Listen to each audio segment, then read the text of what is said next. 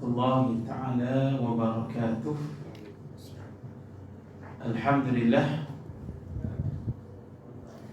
Alhamdulillahilladzi nazzala al-furqan ala 'abdihi liyakuna lil'alamina nadhira walladzi arsala rasulahu bil huda wa dinil haqq liyudhhirahu 'ala ad-dini kullihi walau karihal kafirun. Asyhadu an la ilaha illallah wahdahu la syarika lah wa asyhadu anna Muhammadan abduhu wa rasuluh. Allahumma salli wa sallim wa barik ala sayyidil mursalin wa ala alihi wa sahbihi ajma'in. Subhanaka la ilma lana illa ma 'allamtana innaka antal alimul hakim. Wa la hawla wa la quwwata illa billahil aliyyil azim. Rabbi shrah li sadri wa yassir li amri wahlul 'uqdatam min lisani yafqahu qawli, amma ba'd. Fa ya ibadallah ittaqullah usikum wa nafsi bitaqwallah faqad fazal muttaqun. Qala Allah Ta'ala fil kitabihil karim, a'udzu billahi minasy syaithanir rajim, al-haqqu min rabbik fala takunanna minal mumtarin. Shadaqallahul azim. Wa qala Rasulullah sallallahu alaihi wasallam, ballighu anni walau ayah. Tuan-tuan muslimin dan muslimat yang mudah-mudahan dirahmati oleh Allah. Alhamdulillah, kita bersyukur pada Allah. InsyaAllah pada petang ini kita sambung pengajian kita yang berdasarkan kitab Tazkirah dan Taujihat Surah Al-Anfal, pengajaran dan teladan dari semasa dan selepas peperangan Badar. Jadi insyaAllah hari ini, jika tak silap, kita sambung muka surat 57. Surat 57. Baik, kita masih lagi berada pada firman Allah ayat yang ke-26, iaitu a'udzu billahi minasyaitonir rajim. Wadhkuru idh antum qalilun mustad'afuna fil ardh takhafuna an yatakhattafakumun nas fa'awakum wa ayyadakum binasrihi warzaqakum minat thayyibat la'allakum tashkurun. Dan ingatlah ketika bilangan kamu sedikit dan tertindas di bumi, kamu takut orang menangkap dan melarikan kamu, maka Allah memberi kamu tempat bermastautin dan diperkuatnya kamu dengan pertolongannya, serta dikurniakannya kamu dari rezeki yang baik-baik supaya kamu bersyukur. Surah Al-Anfal ayat yang ke-26. Jadi pada ayat ni Allah mulakan dengan kalimah wadhkuru, dan ingatlah. Maknanya Allah suruh kita ni beringat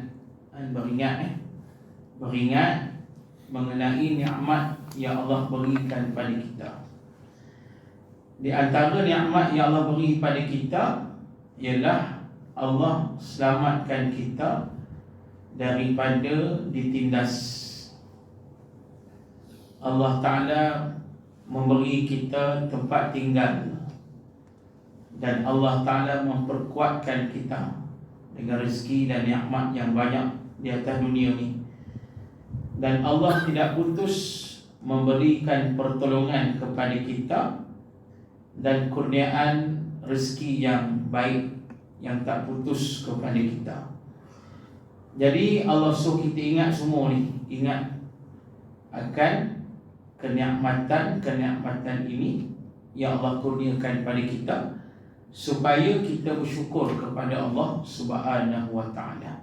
Baik. Jadi kita sambung perbahasannya muka surat 57.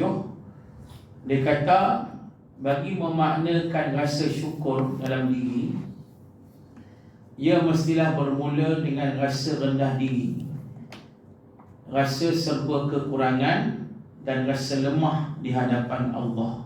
Ini dia kata nak rasa syukur dalam diri ni mesti bermula dengan sifat merendah diri.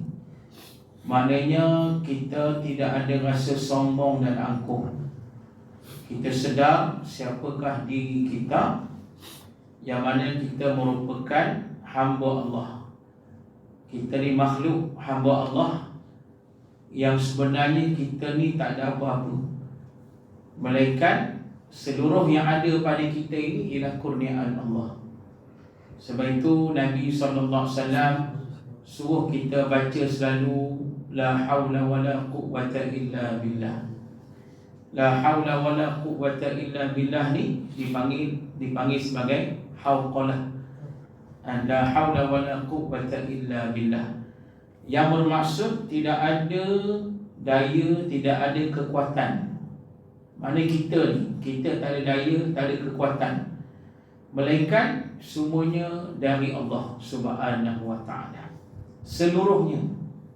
Itu para muslimin dan muslimat yang dirahmati oleh Allah, seluruhnya daripada Allah Ta'ala. Kita tidak ada kekuatan, kita tidak ada kehebatan pun. Yang ada pada hari ini semuanya ialah kepunyaan Allah Subhanahu wa ta'ala. Kalau kita baca dalam surah Yasin, tengok surah Yasin sekejap. Dan surah Yasin ni surah yang cukup terkenal lah. Surah Yasin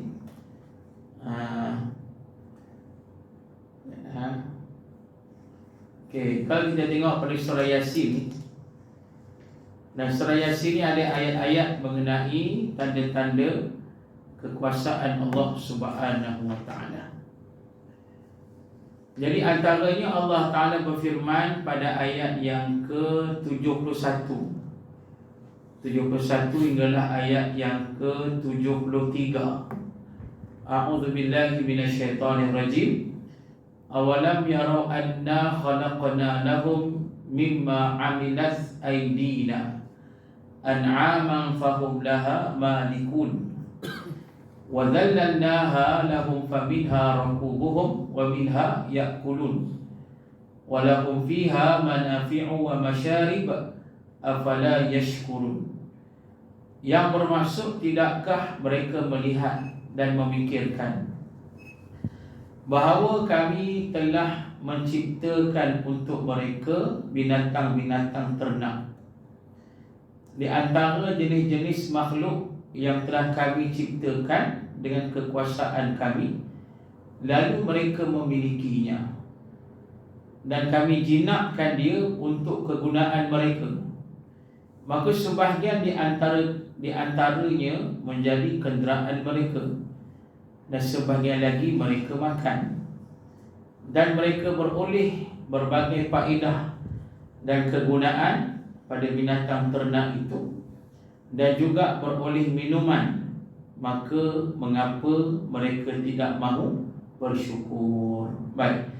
Jadi muslimin dan muslimat, pada ayat ini tentang kekuasaan Allah, tentang ciptaan Allah, dan pada waktu yang sama nak memperingatkan nikmat yang Allah beri pada kita, dan nak mengajar kita supaya merendah diri. Pasal pada ayat ni kata Allah, awalam yarau anna khalaqna lahum, tidakkah mereka melihat, mereka memikirkan sesungguhnya Allah yang menciptakan bagi kita ni. Yang pertama, Allah mencipta seluruh manusia. Allah cipta kita seluruh ni. Kemudian kata Allah mencipta untuk kita ni binatang-binatang ternakan, an'ama, binatang-binatang ternakan Allah jadikan. Dan bila Allah jadikan binatang ternakan ini, kata Allah, fahum laha malikun, binatang ni jadi milik kita. Itu dia. Binatang-binatang ternakan ni Allah yang jadikan untuk kita. Binatang ternakan ni maksudnya lembu, kambing, unta, rusa, sebagainya. Allah jadikan semua ni untuk kita dan dia jadi milik kita, kata Allah. Allah beri pada kita manusia. Baik. Kemudian kata Allah, wa dzallalnaha lahum faminha rakubuhum. Allah jelaskan yang pertama, binatang ternakan ini Allah jinakkan. Allah jinakkan untuk kita. Ni yang pasal itu kita boleh duk kawal lembu, kawal kerbau, kita boleh kawal binatang-binatang ternakan. Pasal apa? Sebab binatang-binatang ini dijinakkan oleh Allah. Ini tuan-tuan para muslimin. Nak kata sebenarnya kita tak ada upaya pun. Yang menjinakkan binatang itu ialah Allah, bukannya kita. Kalau Allah tidak jinakkan binatang tu, kita pun payah nak hidup. Lembu memberontak, kerbau memberontak, tak boleh buat apa kita, tuan-tuan. Tapi nak kata Allah yang menjinakkan. Ini dengan izin Allah menyebabkan kita boleh menternak lembu, menternak semua. Kita boleh jual sebagainya, boleh kembangkan perniagaan. Pasal apa? Allah yang menjinakkan. Jadi tuan-tuan para muslimin yang dirahmati oleh Allah, memang tak nafi ada juga setengah-setengah yang Allah tidak jinakkan. Semua dengan izin Allah. Macam kita dah dengar setiap tahun bila ibadah korban je, ada lembu lari. Tu. Macam lepas tempat saya di Serong Sungai Buaya, lembu ni mengamuk, dia pergi tanduk pagar runtuh, lepas tu larilah sampai hari ni tak. Tuan-tuan. Jadi itulah tuan-tuan para muslimin, itu contoh. Pernah juga peristiwa 20 tahun lepas kan, satu tempat lembu korban juga dia lari dan ditanduk orang sampai mati. Satu kawasan, saya tak sebut kawasan mana, tapi berlaku peristiwa tu. Tu dia. Jadi maknanya semua dengan izin Allah. Tapi nak kata yang paling banyak kata Allah, lembu, semua binatang ternak ni Allah yang jinakkan. Itu yang pertama. Kemudian kata Allah yang keduanya, binatang ternak ni faminha rakubuhum, yang bermaksud ada di antara binatang ternak ni jadi kenderaan kita, kenderaan untuk manusia. Yang kata kenderaan untuk manusia ni ialah macam kuda, unta, sebagainya. Yang kita baca surah apa tu? Surah apa? Apa yang surah tu? Ibli kaifa khuliqa. Surah Al-Jasiyah. Juzuk 30 kan? Tengok ayat tu Allah kata tengok ciptaan macam mana Allah jadikan unta. Macam mana Allah jadikan unta. Allah suruh tengok macam mana Allah jadikan unta itu. Sebab unta ni, pasal Allah sebut unta, tak sebut binatang lain. Sebab unta ni tuan-tuan para muslimin, satu binatang, jenis binatang yang luar biasa. Dan saya pernah tengok satu dokumentari, dia ajar. Dia kata, kalau sekiranya kita sesat dekat padang pasir, air tak ada, dahaga sangat, kalau ada unta, sembelih unta tu dan potong bonggol unta. Bila potong bonggol unta tu, akan keluar air. Pasal apa? Pasal unta ni memang disimpan air. Sebab itu unta ni boleh tak minum selama seminggu. Dia minum sekali banyak, lepas tu dia tak minum seminggu, boleh hidup. Pasal disimpan air tu. Dan ada pula yang kata bila unta ni berjalan, dia boleh berjalan selama 3 hari tak berhenti. Boleh. Pasal itu kata Allah, tengok kejalan unta itu. Jadi ini Allah sebut pada ayat ni juga, dan surah Yasin ni dijadikan kenderaan untuk manusia ni. Kita baca sejarah Nabi SAW. Masa muda Nabi, 2 kali Nabi berniaga di Syam.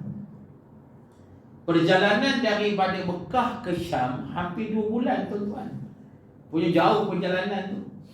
Jadi kenderaan yang Nabi naik ialah unta. Unta yang Nabi naik ni. Maknanya unta dapat bertahan sampai ke Syam, hampir 2 bulan perjalanan. Itu pergi balik lagi. Dan yang pergi bukan seorang dua, ramai puluh-puluh orang pergi ni. Dengan Nabi SAW, dengan pakcik Nabi Abu Talib, dengan pekerja-pekerja nak niaga ni.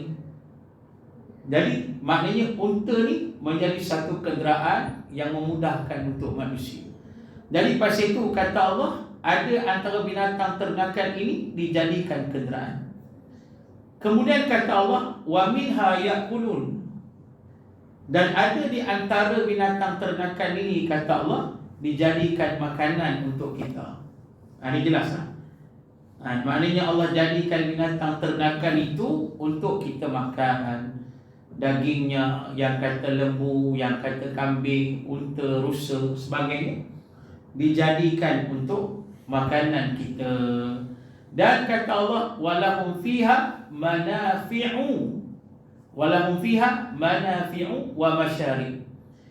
Yang bermaksud, kata Allah, dan mereka beroleh berbagai faedah dan kegunaan pada binatang ternak itu, dan juga dapat minuman.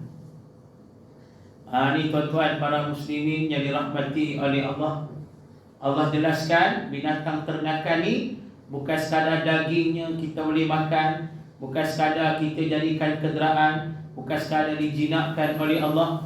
Bahkan binatang ternakan ini, kata Allah, boleh bagi manfaat yang lain untuk kita. Di antaranya kulit-kulitnya boleh dimanfaatkan. Dan bahkan yang kata manfaat di sini, manafi' Allah sebut pada ayat ni, maknanya ada daging-daging binatang ini menjadi kebaikan untuk kita. Maknanya untuk kesihatan kita lah. Itu yang kita kena makan, daging, protein, sebagainya. Macam orang kata daging yang terbaik ialah daging kambing. Jadi pasal itu Nabi SAW makan kambing. Kan ada seorang pakar jantung duk ceramah, saya YouTube duk tersebar kan ceramah ni. Dia kata dia pakar jantung. Dia kata sebenarnya orang sakit jantung ni yang daging boleh dimakan ialah daging kambing. Daging kambing lagi baik daripada daging lembu, dia kata. Makan daging kambing tak apa. Tu. Jadi tu nak kata daging kambing ni satu daging yang baik, yang banyak manfaat untuk kita. Dan Nabi SAW kita sebut tadi makan daging kambing. Jadi sunnah lah. Cuma kena ingat, bila makan daging kambing ikut sunnah, ikut cara pemakanan Nabi juga. Bukan kita kata makan daging kambing, makan gitu je. Nabi makan daging kambing ada kaedahnya, ada caranya. Kita baca dalam hadis Nabi SAW, bila saja Nabi makan daging kambing, Nabi makan macam mana? Nabi akan gigit daging kambing tu sikit demi sikit. Nabi gigit sikit, Nabi kunyah. Gigit sikit, kemudian Nabi kunyah. Kunyah tu agak banyak lah. Itu cara Nabi makan.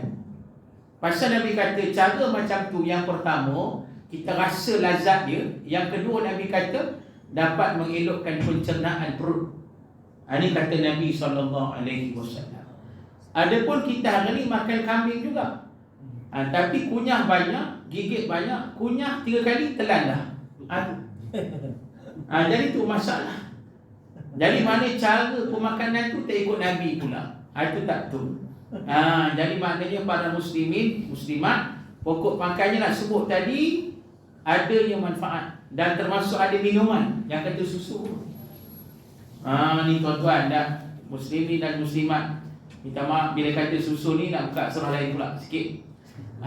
Surah An-Nahli, ayat pasal susu ni. Ni nak cerita, nak kata kekuasaan Allah ni. Dan kita ni tak ada upaya sebenarnya kita ni. Ayat 66 surah An-Nahli, Allah berfirman, a'udzubillahi minasyaitonirrajim, wa inna lakum fil an'ami la'ibrah. Tengok Allah kata, dan sesungguhnya pada binatang-binatang ternakan itu ada la'ibrah. Ibrah, pengajaran. Mana Allah suruh tengok binatang ternakan tu, apa ibrah dia? Di antaranya kata Allah, nusqikum mimma fi butunihi min baini farthin wa damin labanan khalisan sa'igan lisyaribin.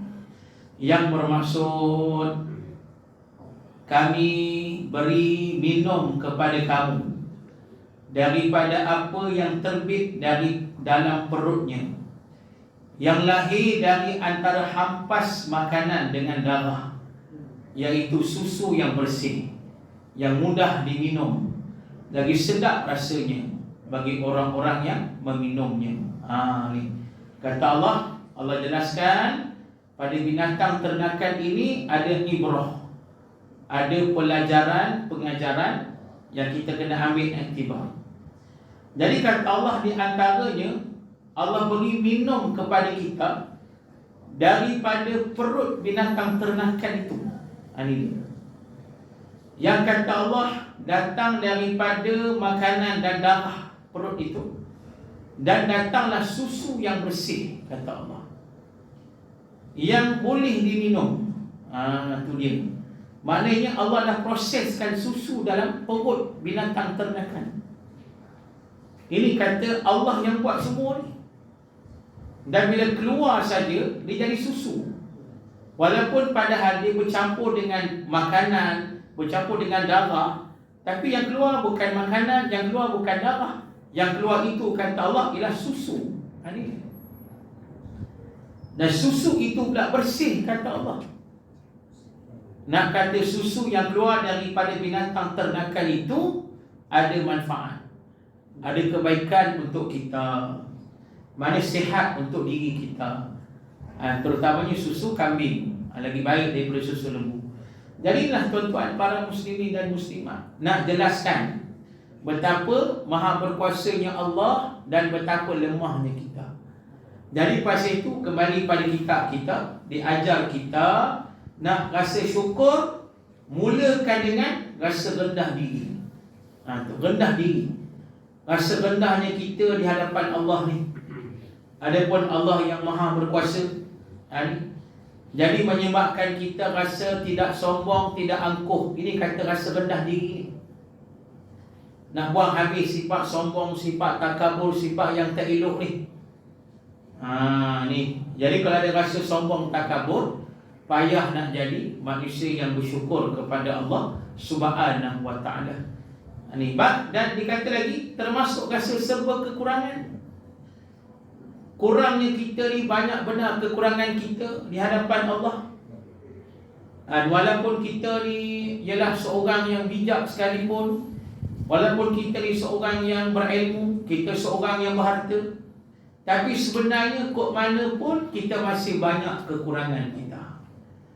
Masih banyak. Dan masih banyak kekurangan kita, masih banyak kesalahan kita, masih banyak kelemahan kita. Dan pasal itu dia kata kena rasa lemah di hadapan Allah. Nak kata hebat dari mana pun kita, tapi kita masih lemah, menyebabkan kita masih lagi melakukan dosa kepada Allah. Masih lagi. Sebab nak kata lemah je, lemahnya kita tu, sampai kadang-kadang nak melawan nafsu pun tak boleh kita ni. Nak tundukkan syahwat pun tak boleh kita ni. Lemahnya kita. Kadang-kadang senang sangat kita buat dosa, buat maksiat. Senang sangat. Pasal apa? Lemahnya kita. Dari pasal itu, bila rasa macam tu, kena rasa malu di hadapan Allah. Ini kata Nabi SAW, rasa malu pada Allah Ta'ala ni antara cabang keimanan. Al-haya' syu'batun minal iman. Malu itu di antara cabang-cabang keimanan. Kena ada rasa malu, rasa lemah, kena ada rasa. Kalau tidak, kita jadi sombong, angkuh dan sebagainya. Baik, seterusnya, kita perlu meyakini bahawa segala nikmat yang Allah berikan itu adalah kurniaan daripadanya dan bukanlah dengan usaha manusia. Adalah. Kena yakin apa yang ada pada kita hari ini ialah kurniaan Allah, bukan daripada usaha manusia, bukan daripada usaha kita. Bukan. Kita memang usaha, tapi yang memberi ialah Allah. Kita berusaha, yang bagi segalanya ialah Allah. Syarat tu memang kena usaha lah. Tapi kena berkeyakinan yang memberi kurniaan ialah Allah. Pasal itulah muslimin dan muslimat bila berusaha kena minta pada Allah. Nak kejayaan kena minta pada Allah, nak rezeki banyak kena minta pada Allah. Dan kita ni nak selamat dunia akhirat kena minta pada Allah. Nak bahagia keluarga kena minta pada Allah. Semua kena minta. Dan memang kena usaha, tapi kena minta sungguh-sungguh pada Allah Ta'ala. Dan pasal Allah yang kurniakan semua perkara itu kepada kita. Ini macam ulama duk ajar kita duk amal apa? Bismillah 5 kan. Nak dengar Bismillah 5? Bismillah 5 ni, Bismillah 5 ni daripada hadis. Hadis-hadis Rasul sallallahu alaihi wasallam. Cuma disusun oleh ulama jadi Bismillah 5 tu. Tu. Dia banyak ada Bismillah 7, Bismillah 9 yang tu kita tak pastilah dari nas mana. Ada Bismillah 5 Nabi Khidir. Tapi ada Bismillah 5 memang daripada hadis dan disusun oleh para alim ulama. Apa Bismillah 5 tu? Yang pertama Bismillahirrahmanirrahim. Ini jelas. Bismillahirrahmanirrahim, Bismillah yang paling agung. Pasal Bismillah ini adalah ayat Quran. Bismillahirrahmanirrahim, ayat Quran. Surah Al-Fatihah ayat pertama. Dan surah An-Namli ada ayat Bismillahirrahmanirrahim. Ini yang pertama. Yang kedua Bismillahirrahmanirrahim. Bismillahirrahmanirrahim maknanya apa? Dengan nama Allah yang menyembuhkan. Mari kita amalkan ni untuk menyembuhkan penyakit kita. Itu yang kedua. Yang ketiga Bismillahirrahmanirrahim, dengan nama Allah yang mencukupkan. Maksudnya apa? Para muslimin dan muslimat, kita minta Allah mencukupkan rezeki kita, kebaikan kita, kerja kita, hidup kita, semuanya. Ini kata tadi kita usaha, doa, minta pada Allah. Kita bekerja cari rezeki, minta, lepas tu minta pada Allah. Boleh baca ni, Bismillahirrahmanirrahim, dengan nama Allah yang mencukupkan. Ini yang ketiga. Yang keempat Bismillahirrahmanirrahim. Bismillahirrahmanirrahim yang bermaksud dengan nama Allah yang memberi afiat, keafiatan. Afiat ni maksudnya apa? Yang pertama kesihatan, yang kedua keselamatan. Ini afiat. Kita nak afiat dunia akhirat, nak selamat, nak sejahtera dunia akhirat, minta pada Allah. Dan yang kelima Bismillahirrahmanirrahim, la yadurru ma'asmihi syai'un fil ardi wala fis sama wa huwas samiul alim. Ini pun terkenal. Yang kata Nabi baca pada waktu pagi, pada waktu petang baca. InsyaAllah kata Nabi SAW, sepanjang hari kita terselamat kita dari keburukan, kemudaratan, bala, bencana, sebagainya. Jadi amalkan. Ini nak kata kita minta pada Allah. Kita usaha memang usaha. Usaha nak jaya, usaha nak hebat, usaha nak rezeki lebih, usaha nak bahagia. Kena usaha. Tapi waktu yang sama kena minta. Pasal Allah yang beri seluruhnya. Baik. Dan katanya lagi, apabila perasaan ini disematkan dalam hati, barulah kita akan merasa bahawa semua pemberian itu datang dari Allah. Biarpun seorang itu kaya, sihat, berilmu, berharta dan sebagainya, namun dia tidaklah meletakkan segala kelebihan itu pada dirinya. Jelas dah tu. Jadi kita ni bila dah ada rasa macam tu tadi, kita faham kaya pun kita, sihat ke kita, berilmu kita, sebagainya, semuanya ialah dari Allah. Bukan disebabkan kelebihan kita. Semuanya kurniaan daripada Allah Subhanahu wa ta'ala. Itu kaya kita, Allah yang bersifat Al-Ghani, yang maha kaya, memberikan kekayaan pada kita. Sihat kita pun Allah yang beri. Ilmu kita pun sebenarnya Allah yang beri. Semualah.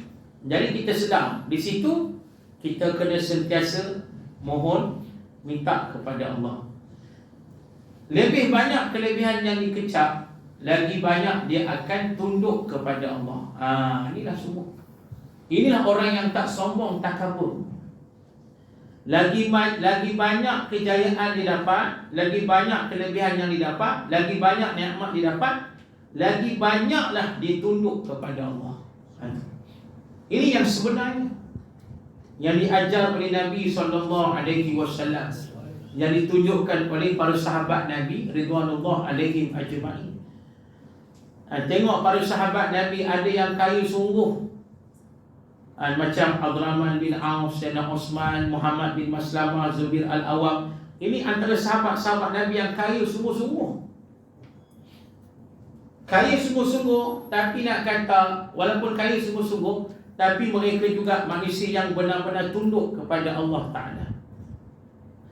Memang sangat bersyukurlah, berinfak banyak, beribadat banyak, semualah mereka buat. Muslimin dan muslimat yang dirahmati oleh Allah. Kita tengok macam Sayyidina Umar Al-Khattab radhiyallahu anhu, khalifah Islam yang kedua, yang hebat, yang agung, yang sangat besar pemerintahannya, yang sangat hebat, berjaya menjatuhkan Parsi dan Rom di zaman ini. Tapi nak kata seorang manusia yang amat merendah diri, seorang manusia yang amat bersyukur pada Allah, yang amat tunduk kepada Allah, dan amat tegas dengan agama ni. Ni muslimin dan muslimat. Ni ketegasan Sayyidina Umar, kita faham dah kisah ni. Tapi nak kata ni manusia bersungguh mencari redha Allah, walaupun dia amat berkuasa. Macam kita baca sejarah Zulkarnain pun sama, pemerintah agung, surah Al-Kahfi, yang kata Nabi SAW, malakul fil ard arba'ah, raja dekat dunia ada 4 orang. Seorang raja dunia Nabi kata ialah Zulkarnain. Zulkarnain ni raja dunia yang sangat agung, yang hebat, sampai Allah sebut dalam Quran. Tengok baca surah Al-Kahfi tuan-tuan. Hebatnya Zulkarnain tuan-tuan, dia boleh pergi round satu dunia ni. Dia pergi ke benua di belah timur, pergi ke benua di belah barat, dia pergi ke benua di belah tengah dunia. Dan dialah satu-satunya raja pada masa itu yang berjaya menghalang kemarahan Ya'juj dan Ma'juj. Ya'juj dan Ma'juj ni bukan sikit tuan-tuan, punya ramai. Nabi kata ada orang masuk neraka, 1000 orang masuk neraka. Ramai masuk neraka, ratus ribu, ramai manusia masuk neraka, Nabi kata. Dan Nabi kata 1000 orang itu 999 orang adalah Ya'juj Ma'juj. Seorang lagi manusia lain. Nabi nak bayangkan Ya'juj Ma'juj punya ramai ni. Saya pernah baca satu kitab tuan-tuan. Kitab tu kata apa? Kitab tu kata keluasan bumi ni, kalau ikut kajian dia, keluasan bumi kalau kita berjalan kaki, keluasannya 500 tahun perjalanan. Kalau hidup lagi lah, jalan kaki kan, kita nak jalan kaki, nak round dunia ni, nak satu dunia ni keluasannya 500 tahun perjalanan. Dan dia kata 190 tahun perjalanan diduduki oleh Ya'juj dan Ma'juj. Nak kata Ya'juj Ma'juj punya ramai pada masa itu, ramai semua. Tapi nak kata yang berjaya menahan kemarahan Ya'juj Ma'juj ialah Zulkarnain. Ini tuan-tuan, ni raja yang agung, raja yang hebat, dengan izin Allah. Pasal itu bila siap tembok dia kata apa? Hadza min rahmati rabbi. Ini rahmat dari Tuhan aku. Ini dia. Dia seorang raja yang merendah diri. Walaupun dia raja yang agung, raja yang hebat, yang tak terkalah, tetapi dia masih bersandar kepada Allah. Dia masih tunduk dan merendah diri di hadapan Allah Subhanahu wa ta'ala. Pasal apa? Sebab dia sedar segala kehebatan yang ada padanya ialah datang daripada Allah Ta'ala. Baik. Dan katanya dengan ini akan timbullah rasa syukur atas setiap kurniaan dan pemberian Allah Subhanahu wa ta'ala. Jadi tuan-tuan, para muslimin dan muslimat, insya-Allah cukup sekali itu. Kita akan sambunglah kuliah kita ni pada bulan depan, insya-Allah. Jadi marilah kita tangguhkan dengan membaca tasbih kafarah dan suratul Asr.